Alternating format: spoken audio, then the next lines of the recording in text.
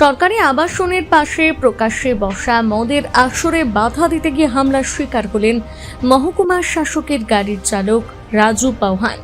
অভিযোগ, মদ্যপ অবস্থায় থাকা কয়েকজন যুবক ভাঙা বিয়ারের বোতল দিয়ে তার মাথায় আঘাত করে। রক্তাক্ত অবস্থায় স্থানীয় বাসিন্দারা তাকে উদ্ধার করে ইসলামপুর মহকুমা হাসপাতালে ভর্তি করেন। ঘটনাটি রবিবার রাতে ইসলামপুর শহরের কোর্ট মাঠ সংলগ্ন সরকারি আবাসন এলাকায় ঘটে। এই ঘটনাকে কেন্দ্র করে এলাকায় ব্যাপক উত্তেজনা সৃষ্টি হয়।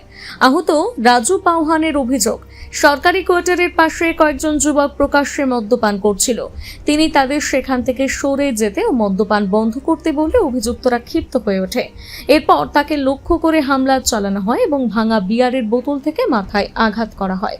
এই বিষয়ে রাজু পাওহান জানান, আমাদের ওই বজরংবলী মন্দিরের সামনে যে গেটটা বন্ধ আছে কোর্টের মাঠ ঢুকার, তো ওখানে ছেলেগুলা গেটের ওখানেই মানে ওখানে ড্রিঙ্ক করে ওপেন।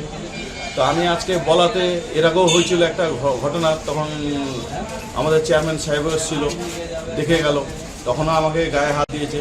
এবার কি ওখানে কোয়ার্টারে থাকাটা কি আমার অন্যায়? ওখানে বারবার করে বলেছি যে এখানে খাইস না, তোরা যা খাবি তোরা ওদিকে খা, এখানে তো ফ্যামিলি কোয়ার্টার, সব ফ্যামিলিরা বিকেলে বেরোতে পারে না, হ্যাঁ, মহিলারা সব বেরোতে পারে না। আজকে কি হলো? আজকে ওই যে বারণ করাতে আমি বললাম যে ওপেন মদ খাইস না, এখানে বারণ করাতে আমার মাথায় বিয়ার দিয়ে মারলো চন্দন নামে একটা ছেলে। কোথাকার ছিল? ওই নেতাজি ক্লাবের এদিকে আশপাশে বাড়ি। চন্দন কি? চন্দন টাইটারটা আমি ঠিক বলতে পারবো না।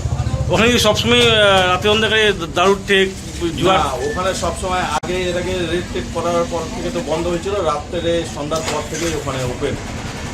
পুলিশকে জানিয়েছেন? পুলিশকে অনেক কয়েকবার জানিয়েছি, জানানোর পর কয়েকবার রেটও করেছে, তারপরে বন্ধ ছিল, তারপরে ইদানিং মাস 2 থেকে আবার চালু হয়েছে। মালদা থেকে পরিতোষ সরকারের প্রতিবেদন, নিউজ টুডে।